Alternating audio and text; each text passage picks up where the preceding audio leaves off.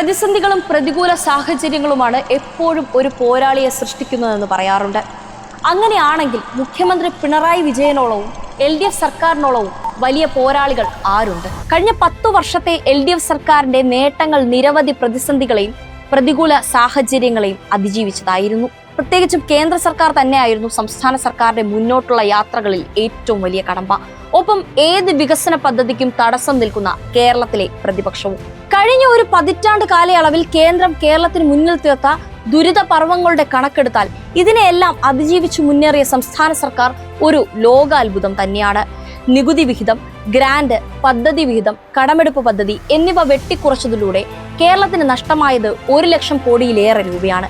ഇതിന്റെ കണക്കുകൾ വിശദമായി തന്നെ നമുക്ക് നോക്കാം. 10ാം ധനകമ്മീഷനിൽ കേരളത്തിനുള്ള കേന്ദ്ര നികുതി വിഹിതം 3.88%. നിലവിലെ 15ാം കമ്മീഷൻ ആയപ്പോൾ 1.92% കുറച്ചു. ഇതിലൂടെ 2024-25 കേന്ദ്ര നികുതി വിഹിതത്തിൽ 27,000 കോടിയാണ് കുറഞ്ഞത്. 4% ആയിരുന്നെങ്കിൽ 50,000 കോടിയോളം രൂപ കേരളത്തിന് ലഭിക്കുമായിരുന്നു. GST പരിഷ്കരണത്തിലൂടെ വർഷം 8,000 മുതൽ 9,000 കോടി രൂപ വരെയാണ് വരുമാന നഷ്ടം. തദ്ദേശ സ്ഥാപനങ്ങൾക്കുള്ള വിഹിതം 12ാം ധനകമ്മീഷനിൽ 4.54% ആയിരുന്നു. 15ാം കമ്മീഷന്റെ റിപ്പോർട്ടിൽ 2.68% വെട്ടി. അതേസമയം ബീഹാർ പോലുള്ള സംസ്ഥാനങ്ങളുടെ ആകെ വരുമാനത്തിന്റെ 74% കേന്ദ്രം നൽകുന്നു. അതുപോലെ തന്നെ കേരളത്തിന്റെ വരുമാനം വെട്ടിക്കുറയ്ക്കാൻ സംസ്ഥാനത്തിന്റെ വായ്പാ പരിധി അടക്കം കുറച്ചു. കിഫ്ബിയും പെൻഷൻ കമ്പനിയും അടക്കം വായ്പകൾ സംസ്ഥാനത്തിന്റെ വായ്പാ പരിധിയിൽ ഉൾപ്പെടുത്തി. പൊതുമേഖലാ ധനകാര്യ സ്ഥാപനങ്ങളിലെ നിക്ഷേപത്തിന് സർക്കാർ ഗ്യാരണ്ടി നിൽക്കുന്നതിലും തടയിട്ടു. ഭിന്നശേഷി കുട്ടികളുടെ പഠനത്തിന് അനുവദിക്കേണ്ട തുകയും തടഞ്ഞുവെച്ചത് മറ്റൊരു ഉദാഹരണമാണ്. കേന്ദ്രാവിഷ്കൃത പദ്ധതികൾക്ക് സമഗ്ര ശിക്ഷ അഭിയാൻ വഴി 2024-25 27,833.50 കോടി രൂപയാണ് വിതരണം ചെയ്തത്. കേരളത്തിന് 1 രൂപ പോലും ലഭിച്ചില്ല. കഴിഞ്ഞ സാമ്പത്തിക വർഷം മാത്രം ലഭിക്കേണ്ടിയിരുന്നത് 428.89 കോടി രൂപ. 2023-24 അവസാന 2 ഗഡു ഉൾപ്പെടെ 1,160.52 കോടി രൂപയാണ് കേന്ദ്രം അന്യായമായി തടഞ്ഞുവെച്ചത്. SSK പദ്ധതിയിൽ 60% കേന്ദ്ര വിഹിതവും 40% സംസ്ഥാന വിഹിതവുമാണ്. കേന്ദ്ര വിഹിതം തടഞ്ഞതോടെ നിലവിൽ SSK ജീവനക്കാർക്ക് ശമ്പളം നൽകുന്നത് സംസ്ഥാന സർക്കാരാണ്. പ്രതിമാസം 20 കോടിയോളം രൂപയാണ് സർക്കാർ ശമ്പള ഇനത്തിൽ നൽകുന്നത്. മുണ്ടക്കൈ ചൂരൽമല ദുരന്തത്തിൽ അർഹമായ തുക നിഷേധിച്ചതിനു പുറമെ ദുരന്തബാധിതരുടെ കടബാധ്യത തള്ളാതിരിക്കാൻ നിയമം മാറ്റി എഴുതുകയും ചെയ്തു മോദി സർക്കാർ. പുനരധിവാസത്തിന് കേരളം ആവശ്യപ്പെട്ടതിന്റെ 1/9 മാത്രം അനുവദിച്ചു. 2,221.3 കോടി രൂപ ആവശ്യപ്പെട്ടപ്പോൾ ഉരുൾപൊട്ടി 14 ദിവസത്തിന് ശേഷം അനുവദിച്ചത് 260.56 കോടി മാത്രം.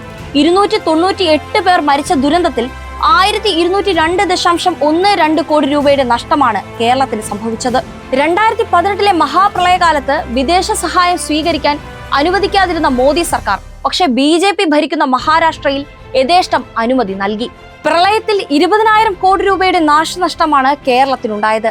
ഖത്തർ 45 കോടിയുടെ സഹായവും UAE 900 കോടിയുടെ സഹായവും ഉടൻ വാഗ്ദാനം ചെയ്തു. AFCR നിയന്ത്രണങ്ങൾ ഉള്ളതിനാൽ കേരളം അനുമതിക്ക് കേന്ദ്രത്തിനെ സമീപിച്ചു. വിദേശ സഹായം സ്വീകരിക്കാൻ വിസമ്മതിച്ച മോദി സർക്കാർ പ്രളയ പുനർനിർമ്മാണ പ്രവർത്തനങ്ങൾ ആഭ്യന്തരമായി ചെയ്യാനാകുമെന്ന് നിലപാടെടുത്തു. തുടർന്നുള്ള ദുരിതാശ്വാസത്തിന്റെ കാര്യത്തിലും കേരളത്തോട് ശത്രുതാപരമായ സമീപനം പുലർത്തി. 6,000 കോടി രൂപയുടെ സഹായം തേടിയപ്പോൾ അതിന്റെ പകുതിയാണ് അന്ന് അനുവദിച്ചത്. അതേസമയം മഹാരാഷ്ട്രയിൽ ഈ വർഷം പ്രളയമുണ്ടായപ്പോൾ വിദേശ ഫണ്ട് സ്വീകരിക്കാൻ കേന്ദ്രം അനുമതി നൽകുകയും ചെയ്തു. ഇതിനായി മഹാരാഷ്ട്ര മുഖ്യമന്ത്രിയുടെ ദുരിതാശ്വാസ നിധിയിലേക്ക് പ്രത്യേകമായി FCRI രജിസ്ട്രേഷൻ അനുവദിച്ചു. അതുപോലെ തന്നെ മലബാറിന്റെ വികസനത്തിൽ ചാലകശക്തിയാകേണ്ട കണ്ണൂർ വിമാനത്താവള വികസനത്തിന് വിദേശ വിമാന സർവീസിനുള്ള പോയിന്റ് ഓഫ് കോൾ പദവി നൽകാൻ കേന്ദ്രത്തിന് യാതൊരു തടസ്സവുമില്ല. അതിനാവശ്യമായ അടിസ്ഥാന സൗകര്യങ്ങളെല്ലാം ഉണ്ട്. എന്നാൽ നിരന്തരം ഇത് നിഷേധിക്കുകയാണ്. ഇക്കാര്യത്തിൽ കേന്ദ്രത്തിനെതിരെ ശബ്ദമുയർത്താൻ പ്രതിപക്ഷത്തിരിക്കുന്ന UDF പോലും തയ്യാറാകുന്നില്ല. ഇങ്ങനെ എല്ലാ രീതിയിലും വരിഞ്ഞു മുറുക്കുമ്പോഴും അതിനെയെല്ലാം അതിജീവിച്ച് വികസന പാതകളും ജനക്ഷേമ പദ്ധതികളുമായി മുന്നോട്ടു പോകുന്ന ഒരു സർക്കാർ കേരളത്തിലല്ലാതെ ഇന്ത്യയിൽ വേറെ ഏത് സംസ്ഥാനത്താണ് നമുക്ക് ചൂണ്ടിക്കാട്ടാനാവുക?